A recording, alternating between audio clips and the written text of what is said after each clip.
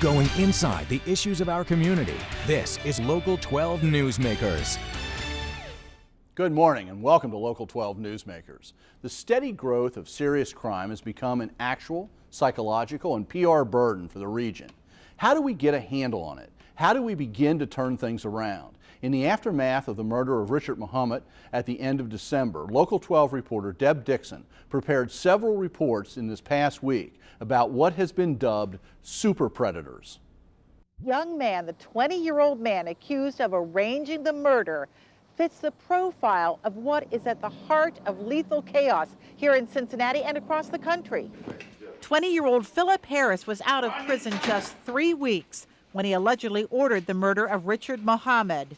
He was sent away for 3.5 years for setting someone on fire. He was 16 at the time, but was bound over as an adult because of his long juvenile record. Harris was obviously a predator, a super predator for that matter, because he showed the signs of it early on. Super predator is the latest buzz when it comes to crime fighting. That's what some kids become when they grow up in a culture of crime. Councilman Cecil Thomas thinks that can change if they're identified early. When they start to first show those signs, then not letting go, stand with them, being in their lives until they transition into mature adults. You want to live with every time you turn around and look to your right, look to your left, look forward, look backwards.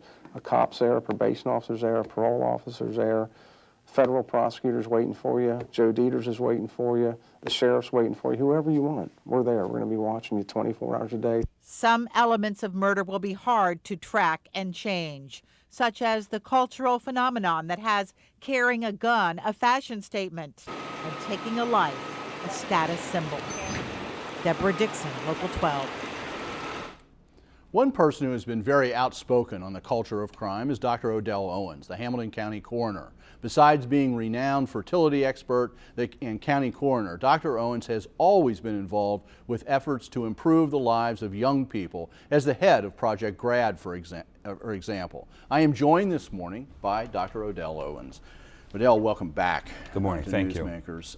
We're taping on Friday morning, and I know you came here from the scene of another murder that's just been discovered. You've been in this job for 2 years. Is the flow, is the pace of this sort of serious crime of murder in Cincinnati taking you by surprise? No. You know, Dan, people have to focus outside of Cincinnati and look at what's happening in this country. What are some of the common factors that have happened in our country? And one has been education. The low percentage of people graduating, the economics, the high unemployment. So if you look at Cincinnati, Dayton, Detroit, Cleveland, Philadelphia, New York, Chicago, they all have seen anywhere from a 3 to a 15% increase in homicides. So it's only one city that didn't have a rise last year. And what's that? New Orleans. No. Half the population was gone. Yeah. Yeah, it's a hard way to solve the crime problem. Right. So you're saying, is Cincinnati sort of in that general trend? Are we leading that trend? No, I think we're in that trend. Well, okay. You know, Detroit has 1 murder a day. We're doing 7 a month. Let's put it in that perspective. These are not random. I would be very concerned. If 90% of our homicides were random, I'd leave Cincinnati. I'd be gone. But it's not. What do you mean they're not random? 90% of the homicides are drug related. Now, if you look at last year, the year before, the drug related, I could almost sit at my desk and get a phone call and predict what I'm going to find at the scene. The homicide yesterday, there was a bag of marijuana right there at the scene. Drug related. You were saying something about, before we went on, and I don't know which one it was, but when you come to a scene and you see what a victim, how they're dressed, what they're carrying, whatever, tells you a lot, right? Well, yesterday, unfortunately, the person that was killed had a ski mask, the kind that really covers your face up. He had on gloves, and it was 58 degrees. And a duct tape, a roll of duct tape in his pocket. That just isn't, and the marijuana, that just isn't the kind of thing that you find on a person that's really going about their life doing the right kind of thing. Now, again, one of the things we'll look at his toxicology and see if he's using marijuana or cocaine. And we find that 40% of the homicide victims are using drugs. Now, let's be clear about this. When you take a look at last year's murder victims, okay, tremendous number, high percentage is what you're saying. Right. Drug related. Drug related. But it's not just inner city or poor.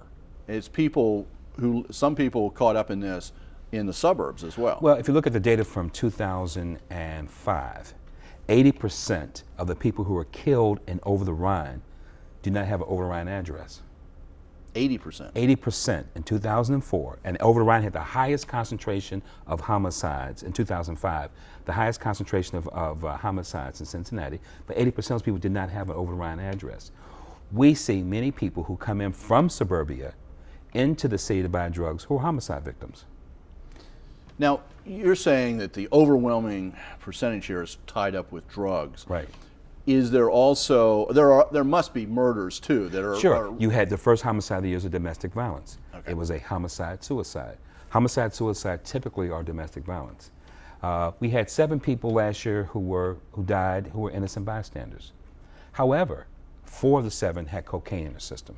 So once you have cocaine in your system, you're not an innocent bystander. Because if you're buying drugs, you are feeding that culture of violence because someone's got to protect their commodity and their territory.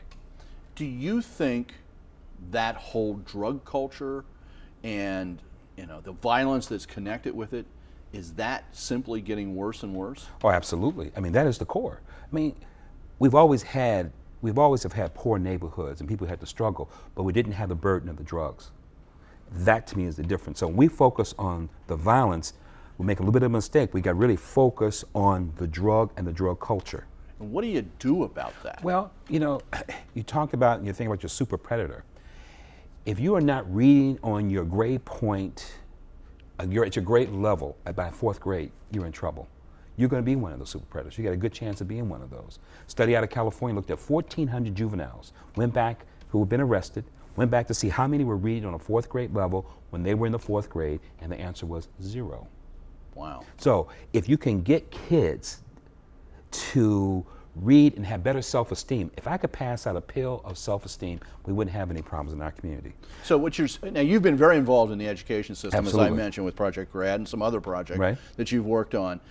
And what you're saying here, though, the key is early childhood education, because if it gets much later than that, you've lost the chance? Absolutely. I think if you can get kids to enjoy school, get them to be able to read, be able to make choices, give them a chance to have a future. The problem that we have in the inner city area is that young kids, their dreams don't outdistance their reality. That's very important. Their dreams do not outdistance their reality. What they see on the corner, that's what they're going to aspire to. So they don't... Who's on the corner? Because Drug they boys. don't know what those other dreams can Well, be? because people haven't really given them that sense of hope. They live within an area and they deal with violence on a daily basis, either a cousin, a brother, a sister. They hear shots at night. They hear about a robbery. They are victims of those kinds of things. What kind of dreams can they have? And then if they're not reading, they're going to drop out. We all come from different parts of the society. What can various people do? Let me throw a couple examples out.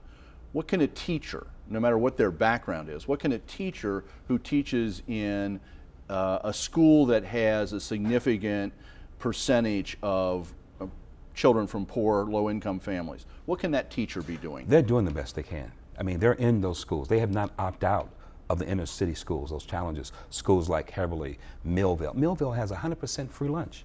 100% free lunch. Every kid is on 8. Those are probably the dedicated teachers, because they got to deal with not only the child, but of the social problems that go with that. So they are struggling. When people ask me what can people do, basic thing I say, you can do something as simply as teaching a child to read.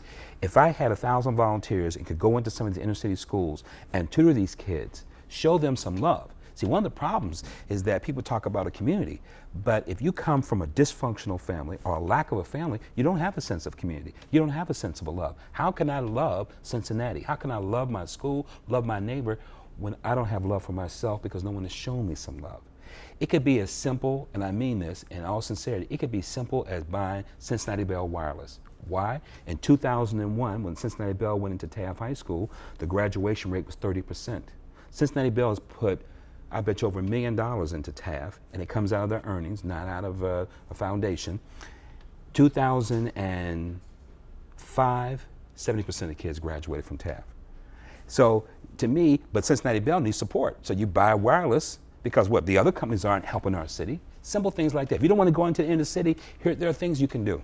So, but to get back on that, okay, not to turn this into a plug for Cincinnati Bell No, Wireless. but I'm just I giving know you an that's what example. But the point is, your previous thing was getting involved. You know, back, I can remember in the 90s, there was this tremendous push to get people involved as mentors and as volunteers in the schools, as helping people do reading, as tutors and whatever. And I feel like that's slacked off. It has. Part of it, people say they're afraid. Part of it, I just don't think people think they can make an impact. Are you afraid? And they can't. When no. you go downtown, when you go to Over the Rhine, when you go to Millvale, are you afraid? I'm not afraid. If you're not wearing Hamilton No. County Coroner? No, I'm not afraid. But at the same time, I'm going to pick my places in time, as you should with any community, with any neighborhood, with any city. But I'm not afraid. I go down to Findlay Market every Saturday. And again, because we track statistics, no one has been killed who's gone to the opera, to Findlay Market or Fountain Square. Those are the people that are killed. 90% are drug related.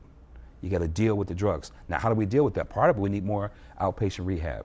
People that are using drugs who need help oftentimes have to get into the system, get arrested in order to get treatment. What about the sort of thing that Chief Stryker, this idea of just sort of covering people who are Right. the young super predators and being sort of over their shoulder all the time? It sounds interesting, but is it realistic? I think, well, to a certain degree it is. I think when you look at what Baltimore did did the ComStat. They looked and measured what neighborhood, even down to the house that they had the most calls from, and they put officers there in that neighborhood more frequently than other places. Boston has done the weed and see. Take people off the street, put them in jail, give them the maximum sentences, get them off the street, but seed the kids before they cross that line. So there's no single one approach. We have to have a multi-layer, multi-approach from a variety of people.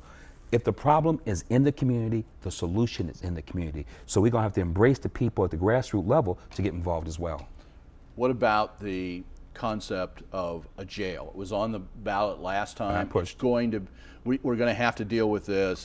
David Pepper is going to be my guest in 2 weeks, so we're going to have to start talking about this right away again. What's your view about building more jail beds? Well, as you recall, I did commercials for the jail. But again, what I said in my commercial, I just didn't want a new big jail. I want a jail with programs. I want a jail when you walk in, you're assessed at that point. If you are into drugs, then you're going to be going into a drug rehab while you're in the jail with a plan to follow you once you leave the jail. Does drug rehab work? It can work, but it has to be not only while you're there, but outside. What you got to do is also work with the courts to say, Dan, you get 24 months in jail. However, if you clean yourself up while you're in jail, 12 months. Have the courts work with us in terms of sentencing. Okay, you put more people in jail. They are going to come out the other end. No, we're not putting more people in jail, we'll put more criminals in jail. Okay. I want people to Put be clear more on that. criminals in Thank you. jail, but they're going to come out the other end. Right.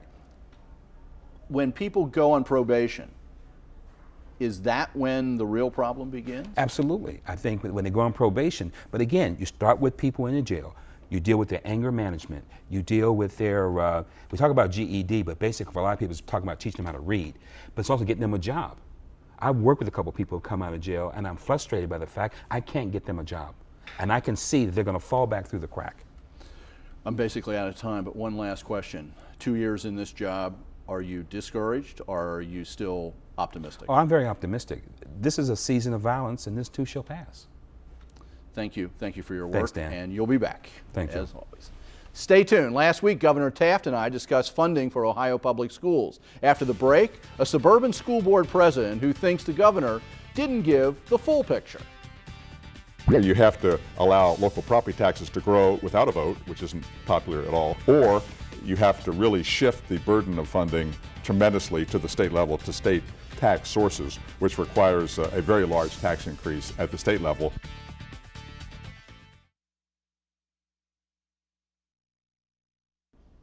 Welcome back. Last week, outgoing Governor Bob Taft was my guest. I asked him about the state's refusal to follow the Supreme Court rulings on reforming Ohio's system to fund public schools. Here's what he said. Well, Ben, I think through the actions we've taken, we've really addressed about 80% of that Supreme Court decision. Much of that was about school buildings, the deplorable conditions of buildings across Ohio. We're addressing that. A lot of it was about the gap between wealthy and poor districts. We're closing that gap. Doesn't mean our system is perfect, and we still have a system, as you point out, that is very dependent on local property taxes and tax levies. Right. And schools still do not have a reliable, predictable source of revenue with regard to the local monies. That interview brought a response from a viewer that I thought was worth pursuing a bit. I'm joined this morning now by Joan Powell, who has served as a member of the Lakota School Board for 9 years, including president in 2006. Ms. Powell is a real estate agent. And Alan Hutchinson, the treasurer for the Lakota School District. Welcome to Newsmakers, and thank you for the email response. I was going to correct this later in the show, but we're not going to do this on screen, so I just want to remind people the best way to get to me is dhurley@cincymuseum.org, not here at the station. But be that as it may, thank you for your persistence. When you heard the governor last week, what was your reaction, Joan? Well, I appreciate the fact that the state has greatly increased the amount of funding to education over the past few years to traditional public schools.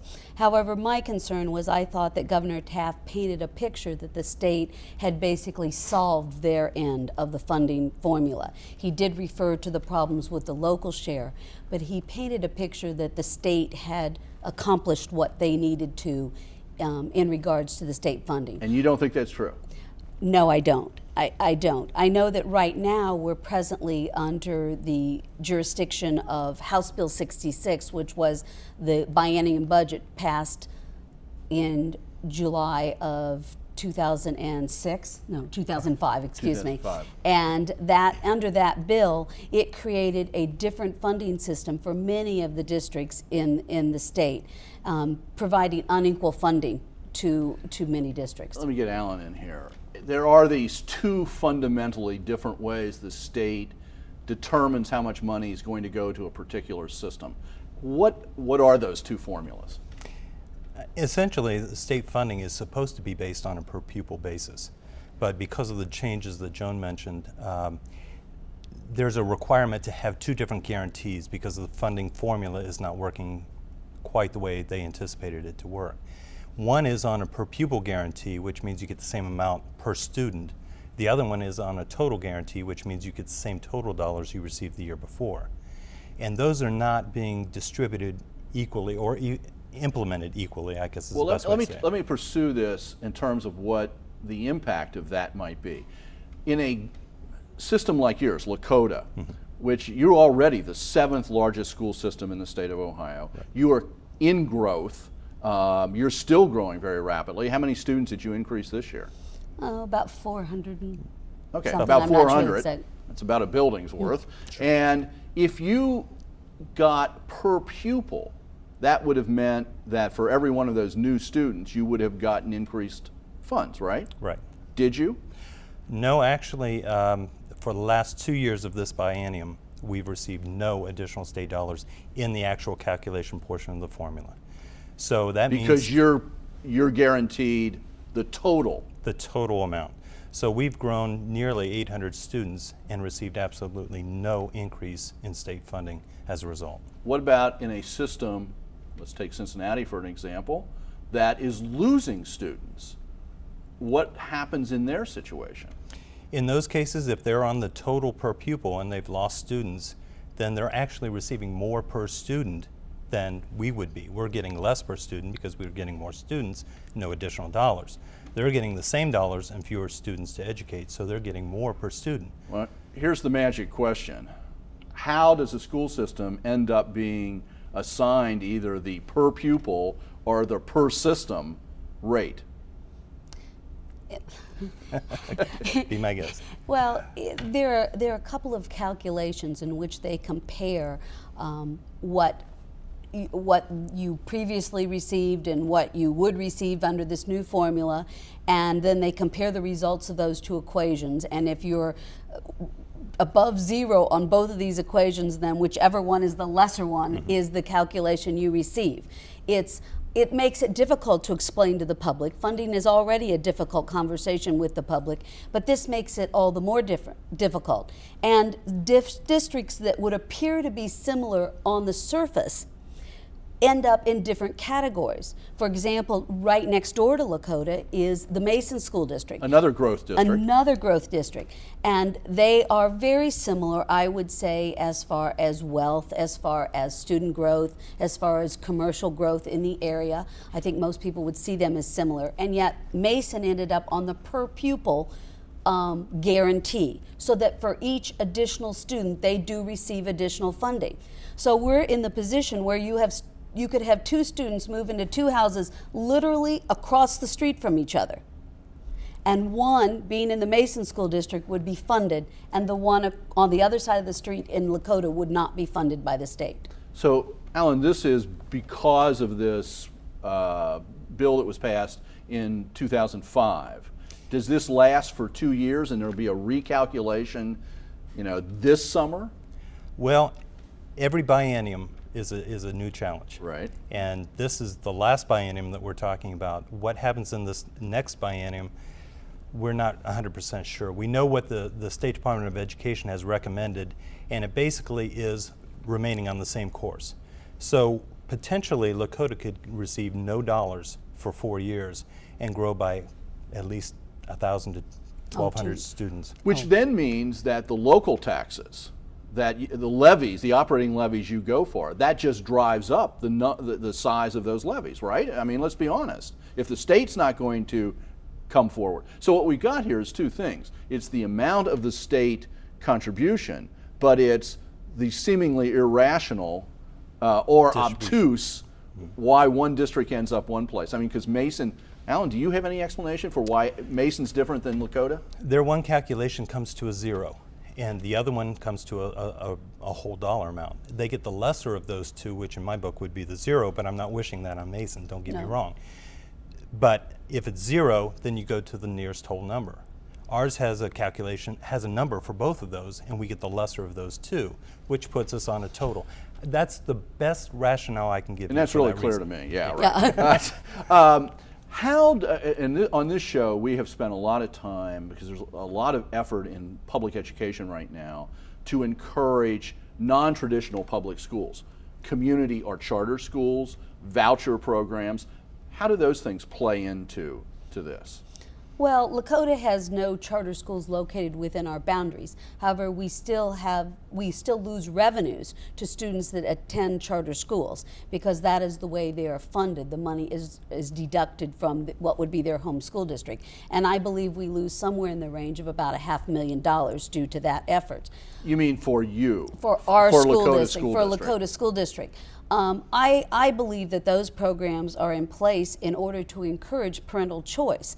And in Lakota, we believe a lot in parental choice and allow students to move around between buildings. But I think that one thing the legislature doesn't recognize is that when a school district continues to grow year after year, that is another form of parental choice. Parents sometimes move by pulling their child to a charter school or to a private school or using a voucher, or sometimes they physically move that child.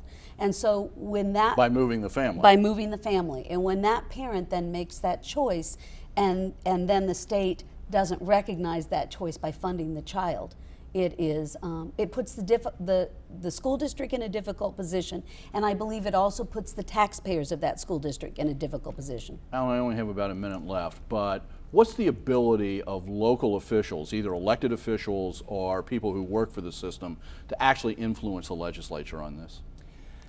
I've been in this business for almost 25 years, and I've seen the ebbs and flows of this whole process.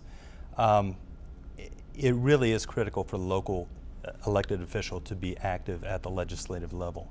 But again, you're influencing your representative, who is one of many up in Columbus. So it does make it very difficult. Well, I find this very interesting. Thank you, one, for watching the show, two, for responding. And I do a lot of stuff on education, and this really is a whole aspect of this basic funding thing that I had never heard before. So thank you very much for being here this morning. Well, thank you for taking the time to clarify. Okay. Appreciate it. Thank you for making Newsmakers a part of your Sunday morning. Join us again next week when we will explore a proposal currently under study to build a modern streetcar line in the basin. Have a good week.